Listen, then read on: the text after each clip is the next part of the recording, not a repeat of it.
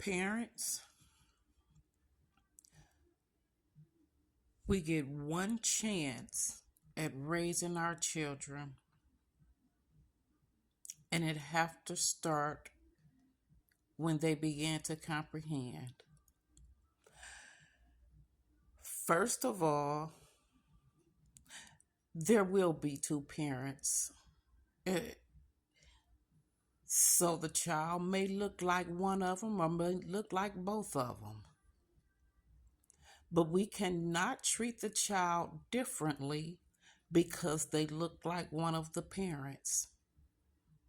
So, since I'm a mother, moms, when your child look like the dad, don't treat them differently because you carried them 9 months. Don't try to make them be like their father because they look like their father. There's some girls that look like their father. Me, for example. Do not treat your child differently because they look like their father. That could cause mental illnesses. When you treat your child different,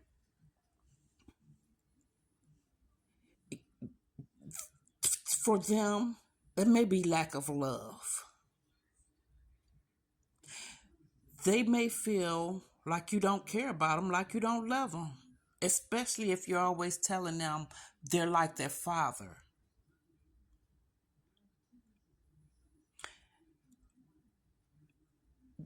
We can't blame anyone. If the father is not in the home, they're going to have some traits, granted, but the biggest impact comes from the one who feeds them mentally, daily.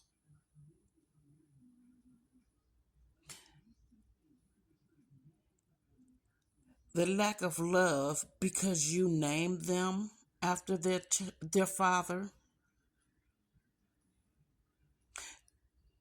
How many illnesses do you think that may cause? It's definitely unfair treatment. If you have your favorite and then you have one singled out,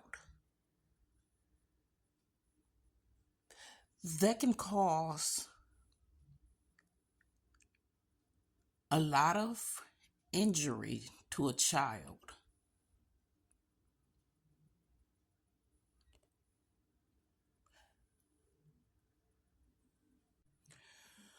When we have a child that we did not understand as they grew up, maybe we didn't understand them, we look to find traits. And sometimes people try to point the finger and say, this came from there and that came from this.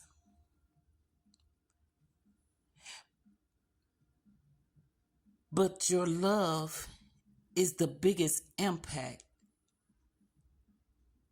and most important to a child, especially when the father is out of the home. If that child only have you, you have to go in that much harder. You have to give them that much more love. Not just picking who you want to give that love to and how you want to give it to them. If you cannot love all of your children equally, it will show. For me, a lot of behavior have labels today, except for the missing parent syndrome, absent parent syndrome. That's overlooked. And a lot of times, if that one looking like their father is a boy, moms find it even harder to deal with that because they are not males. And if you are one of those parents that's into yourself and you're not trying to understand, some parents don't even know their children. They can raise them and still not know them. It takes quality time. If the children are doing what the children do and the parents are doing what the parents do, and there's no interaction between the two,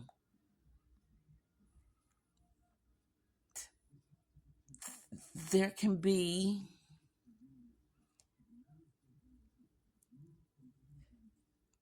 things missing.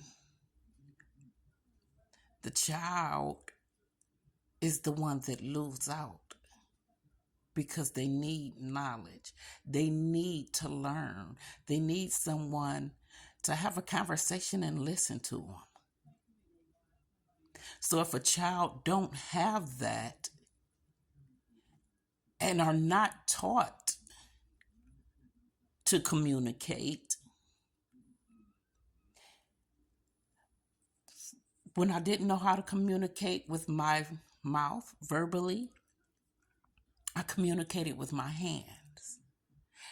And that was in my younger days. I didn't know how to communicate. But I was a fast learner. And I always wanted to put my best foot forward. I've always been a perfectionist. So I didn't like making mistakes. So I had to get it right, no matter how long it took me. Being a parent, I had practice.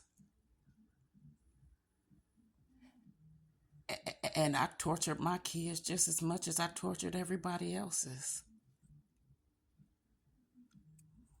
They may have a little bit more thicker skin than many. But I didn't care who they looked like. They were mine.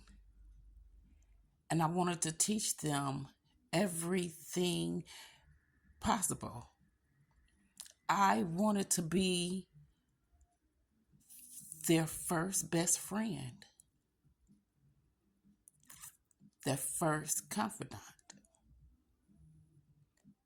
their first door to open if they had any problems.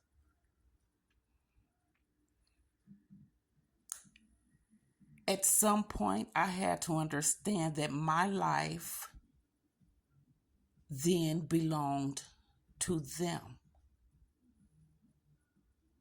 It was their time to learn and grow and enjoy life.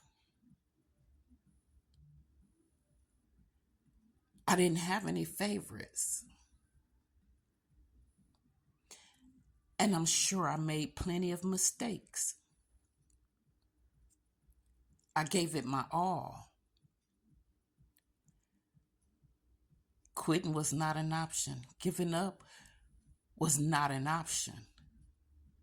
Not on mine. So no matter what challenges your child go through, they still are a part of you. Give it your all. And when you can't try no more, try again.